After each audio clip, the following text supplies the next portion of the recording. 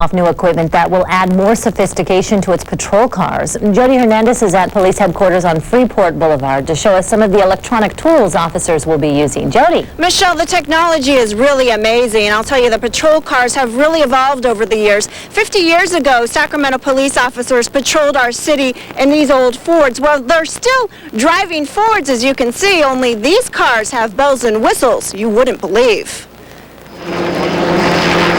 Police helicopters are taking Sacramento police officers to new heights. What pilots see from the sky can now be beamed down to patrol cars on the ground. We're doing a search for a missing person. We can get a good look at the neighborhood. If this is a tactical incident where we're going to need to do a SWAT call-up, we can take an aerial look at the neighborhood just to see what we're dealing with, where we need to station people, how best to tactically set up in the area. Soon 18 Sacramento police cars will be equipped with a video downlink, enabling officers to have a bird's-eye view of a high-speed pursuit or other emergency situation.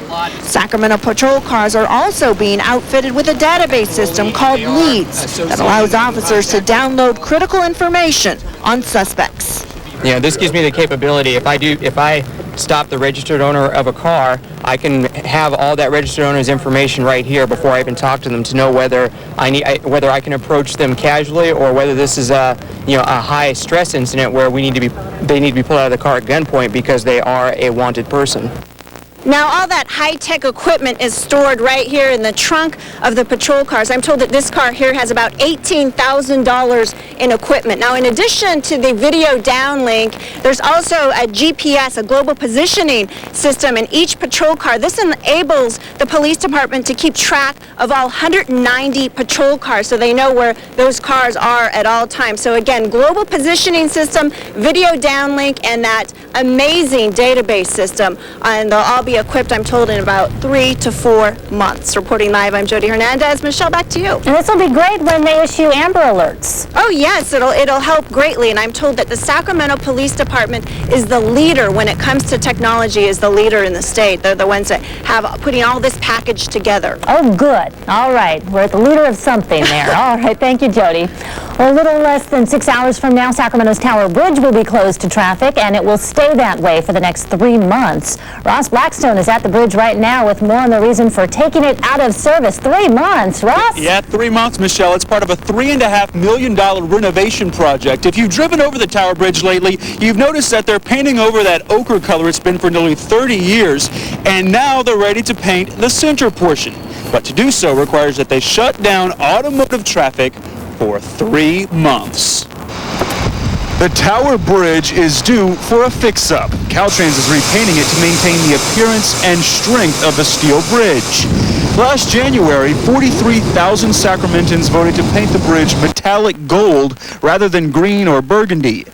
In February, crews began with 5,000 gallons of paint.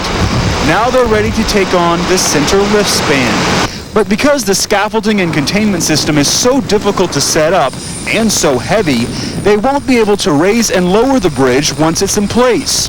Federal law requires river traffic have opportunity to pass underneath, so the bridge will be locked in its raised position while Caltrans paints the two 160-foot towers. About 15,000 motorists cross the bridge in both directions over one typical 24-hour period. So fortunately, we've got a couple of convenient detours for motorists and also for pedestrians and bicyclists. We're urging motorists to use Highway 50, the Pioneer Bridge. If you need to access West Sacramento, get off at Harbor Boulevard or Jefferson Boulevard. Pedestrians and bicyclists should use the I Street Bridge.